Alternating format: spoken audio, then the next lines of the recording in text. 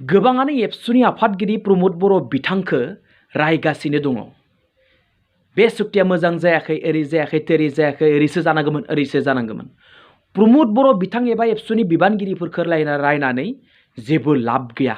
मानो होनोब्ला प्रमद बर' बिथाङा गाव EM GM एबा चिफ जानो थाखाय बेयाव सिगनेटरि जायाखै।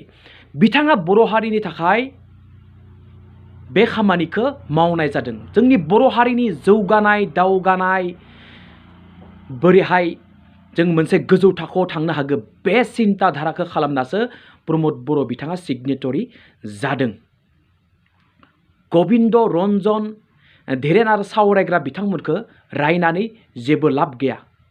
बिथांमोना जथेस्थ खस्थ खालामदों हारिनि थाखाय, जथेस्थ जौगाखांहोनो थाखाय खस्थ खालामदों। गावनि जिउखौ बावनानै हाग्रा बंग्रायाव थानो गोनां जादों।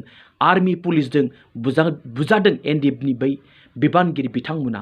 बेनिखायनो जों बर'फोरा बिथांमोनखौ सापर्ट खालामनांगौ, जाहाथे जा बिटिआर मोनबाय बर'फोरा बड'लेण्ड टेरिटरियेल रिजन, बेयो जाहाथे जोंनि बर'फोरनि गांनाय उखैनाय जा 50 बोसोरनि समस्यामोन बेखौ जाहाथे समाधान खालामनो हायो। प्रमद बर' बिथाङा गाव एबा गावनि गथ' गथाय एबा हिन्जावनि थाखाय बे सिगनेटरिखौ खालामाखै। बिथाङा जोंनि बर' हारिनि मोजांनि थाखायसो खालामदों। गोबां सुबुं थैबाय, गोबां सुबुं थैबाय। 5,000निबो बांसिन बर' मानसिफोरा जिउ गारनो गोनां जाबाय बड'लेण्डनि थाखाय। आरोबाव मा जिउ गारबोनांगौ बर'फोरा, आरोबाव जिउ गारबोनांगौ।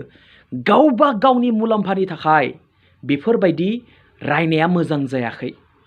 गोबांनो रायगासिनो दङ। रायनायनि मा बाथ्रा? 6 मासखौ नेथ', 6 मासखौ नाय।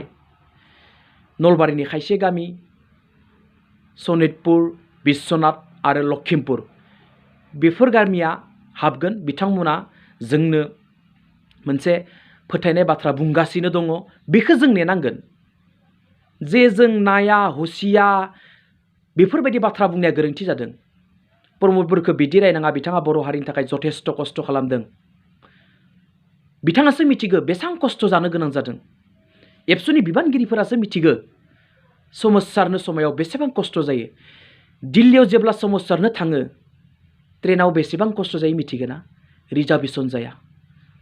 ओरैबायदि अबस्थायाव उन्दुनानै थांनो गोनां जायो ट्रेनाव। जाय थांफेरदों बेसो मिथिगौ। दिनै रायगासिनो दङ सोरो? जायफोर सोमावसारनायाव बाहागो लायै मानसि, जायफोर सोमावसारनायनि गुरिस्स बाननखौनो रोङा, बेफोर मानसियासो रायगासिनो दङ गुलुं गुजुं खालामनो थाखाय। आरो जोंहा हाग्रामा महिलारि बिथाङा बुंदों जे एबसुआ बेयाव साइन होनामोन, बड'लेण्ड सोमावसारनायखौ लांफिननांगौमोन। दुखु मोनदोंनो गावगाय, मिसा बाथ्रा। 1993 मायथाइयाव BSc एकर्डखौ खालामदोंमोन सोर? एबसुआ। जेब्ला BSc एकर्डखौ खालामदोंमोन अब्ला बे BScआ जों बर'फोरनि थाखाय जौगाखांनाय खामानि मावहोनो हायाखैमोन। जोंनि बर'फोरनि गांनाय उखैनायखौ सुफुंनो हायाखैमोन। सिगनेचार मारिनायनि उनावबोदि एबसुआ फिन बड'लेण्डनि थाखाय सोमावसारबोबाय। बे सोमावसारनायावनो 2003 मायथाइयाव BLTजों आरोबाव BTC जाबावबाय। अब्लाबोथ' एबसुआ जिरायना थायाखैमोन। 1993 मायथाइयाव सिगनेटरि खालामबाय। बेनि उनाव बेखौ नुबाय बे जों हारिनि थाखाय मोजां नङा। आरोबाव एबसुआ सोमावसारनायखौ लांफिनबाय। लांनानै 2003 मायथाइयाव BTC सुक्ति जाबाय।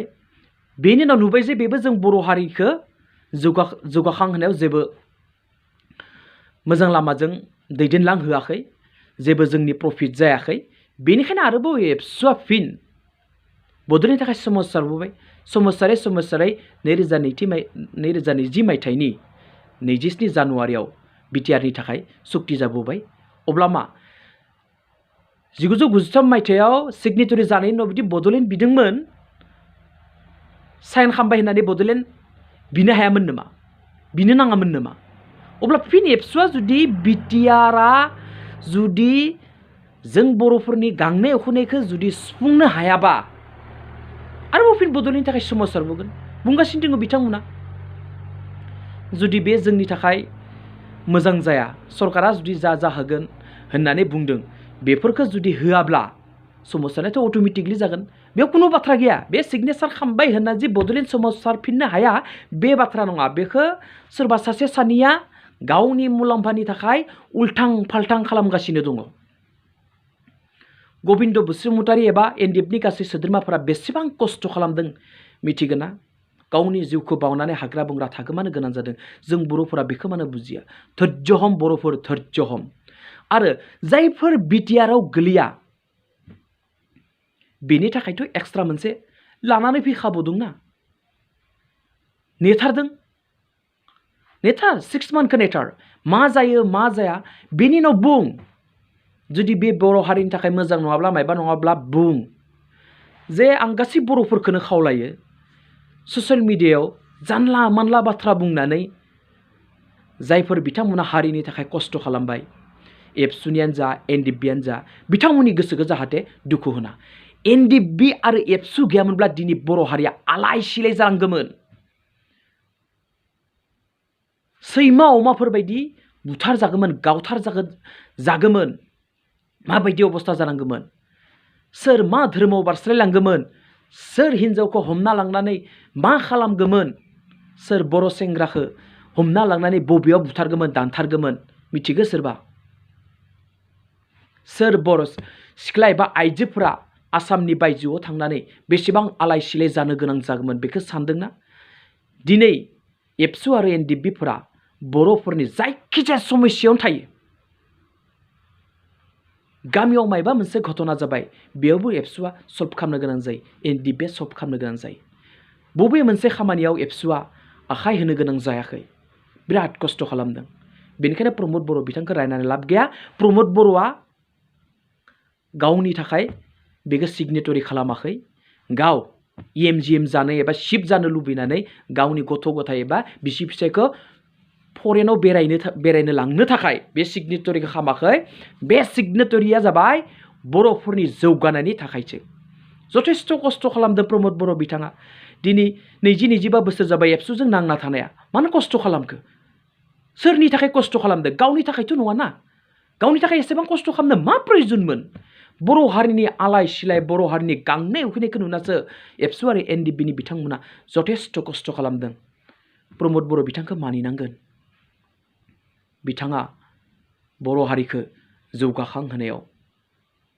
बिटिआरनि जा गोरोबथा बेखौ खालामनायाव जोबोर खस्थ' खालामदों गबिन्द बसुमतारियाबो खस्थ' खालामदों थेरिनाबो खालामदों रन्जन दैमारि बिथाङाबो खालामदों सावरायग्रा बिथाङाबो खालामदों बर' रायजो राजाफोराबो खालामदं नाथाय बरन्स बेनि गेजेरावबो खायसेया बेखौ मानासो होयो 22 जानुवारियालागै जोंनि राजनिति नेताफ्रा बे गोरोबथाखौ जाहोनायाव माना खालामबाय थादोंमोननो बेसेबां दुखुनांथाव माना खालामबाय थादोंमोन गावनि राजनितिनि थाखाय बेफोरबायदि नङा बेनिखायनो ससियेल मिडियायाव प्लिज अन्नानै प्रमद बर' बिथां एबसुनि बिबानगिरि एनडिएफनि बिबानगिरि बिथांमोनखौ जाहाथे जानला मानला खोथा बुङा